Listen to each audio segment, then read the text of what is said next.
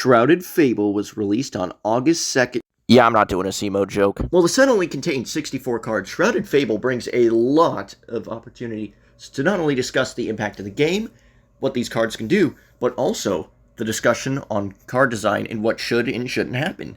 And overall, I think this set gets an A+ in terms of card design because I think I've only found one issue I have with this set. So with that, let's get into the new cards, starting with the most broken card in the entire set, which is none other than Dangerous Laser, baby. Gotta love Dangerous Laser. It's so broken. Can't believe they printed this card. Oh my gosh. Game is ruined.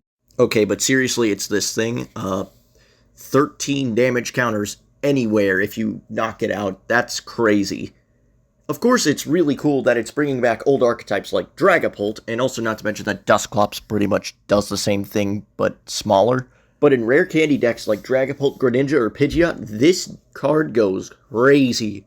So much so that people were speculating that before Shrouded Fable actually came out, that Charizard, a card that greatly benefits from this, would be the best deck. That didn't happen, he fell off. But as I've said, this really helps Dragapult out a lot too, and I'm going to definitely try to play this at some point during this format.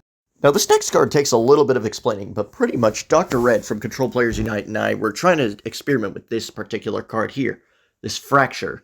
And if anybody remembers the Primal Flygon deck from all the way back in 2019 with that Vibrava, you'll know how annoying this card is. But the reason I love this card in particular so much is because it has this card attached to it. This is an incredible one-prizer for the game. It does 230 for 2 energy, one, but 2, it just straight up knocks out something with special energy attached. Take that, Lugia. But the thing that makes me love this archetype so much is the Fracture, because not only is it immune to Boss's Orders, Counter Catcher, and Prime Catcher, but your opponent can't play any hammers against it. So theoretically, this means Haxorus can just hit the field with a Neo Upper Energy attached to it, ready to do 230 out of nowhere. And your opponent can't do anything about it. So Dr. Red and I were both testing this on a stream last night, and we both thought it was so good that we think it's just worth playing a stall deck around it. Here's a list for you, by the way. So now let's get into a card that's more toxic than the Evolved Goblin Drill.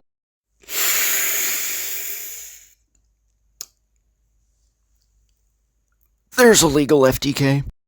But anyway, here's Caparajah. Here's an ability that I've been asking for ages.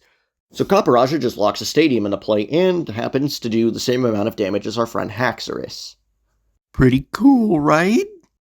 Oh, it's Mimikyu. Speaking of the neutralizations, oh wait, that was the wrong neutralization zone, sorry. I meant this one. So Snorlax is just a Mimikyu now. Have fun against Stall, people. This card is just so bad that if you showed me this 2 years ago with this and Hyper Potion in Duraludon VMAX, I would have just taken the Hyper Potions and ripped this in half. Oh, you thought we were done with the stall jokes. No, now they can just put your hand to 3 for no reason. Yeah, I was playing this in the Haxorus deck, alright. Who's gonna stop me? Also, new Full Art Colress dropped, and may I say this card is beautiful, and any point where I can get a Full Art Colress is a happy point in my life. He's also kinda good. Huh, a new card for a known female character. I wonder how much the alt art's gonna go Oh my god! Anyway, congratulations, Miraidon, your deck still sucks. You know me in this channel, we know I couldn't pass up on a chance to talk about the Moths. They're not bad, actually. I think this one in particular is better. Also, Anachronism Repulsor is just a cool attack name. Overall, I'd give these cards like a 7 out of 10 in terms of card design. They're just fine. TPCI, please give us a good Volcarona or Paradox Moth card, please! I really have nothing to say on the stretcher. I mean, it's just a good card. I love Frostlass! I love Frostlass! I love Frostlass! And I will be 100% putting this in my list, for sure. New Best Varoom just dropped. And it evolves into this, which is honestly one of the coolest cards I've ever seen. I mean, it just discards itself as an attack. This is going to make an incredibly cool control deck. W card design on your end, creatures. Hey, what's up, guys? It's Moist Critical here. Okidogi turned out to be a pile of dog. But seriously, have some mochi. Have some mochi. Have some mochi. Come on. You're gonna dance for the little peach thing. This card just reminds me of Crabominable V. I miss Crabominable V. I loved that card. And it also reminds me of my constant failures of trying to bring back that archetype because Brute Bonnet sucks. And it just points to Iron Valiant being either used for something completely unfair or for bad decks. But the alt art's got a Moth in it, so there's a bonus. Rest in peace, Crab. This card's really good, but it's a shame the deck sucks. I mean, there's no way that this thing's ever going to find a partner. Francisco from Dr. Red server? Eat your frickin' heart out. And if you thought Dangerous Laser wasn't broken enough, they created an entire Garbotoxin type card to take care of it for you. But come on, Chief, this ain't it. Oh. Oh, this one hurts, but we have to talk about it eventually. I'll fess up. I'm a Lost Box player.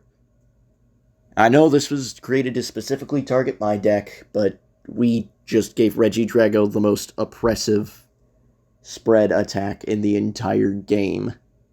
Come on, creatures. I played the cool version, not the cringe one with thorns. I mean, was it really necessary to create a successor to Drapion that nobody's gonna play except Regidrago? It's a super broken deck, and it's probably going to do well at Baltimore, but you know, at least the deck has a shelf life for the next 6 months. I mean, we're never going to get to see it again after rotation. So there's one way Kyurem's kind of good. Personally, I'm just glad Kyurem's got a good card finally, because I do really, really like the Pokemon. So how does this set do in terms of card design? Well, this dude's putting us towards a Stage 2 meta. This FTK is terrible, and honestly, for as annoying and toxic as it is, Regidrago is one of the coolest and most balanced decks I've seen in a long time. And I'm being 100% honest here, it's not going to be that long before more than just myself and Dr. Red catch on to how good Haxorus would be as an actual rogue deck. I mean, it's got the numbers, it's got the annoying Stage 1. It just needs a good pilot. And speaking of rogue level play, here you go, Scizor players. It just does 60 for every rule box. So pretty much that's just my take on the cards out of the set. Overall, I'd say we're being pushed into a pretty healthy direction in the game, like they did actually say around, I think it was Paldea Evolved. And if y'all could hit the like and subscribe button, that would be great. And honestly, I hope you guys' day after this is as beautiful as this Fractures alt art. Seriously. This is beautiful. Look at this card.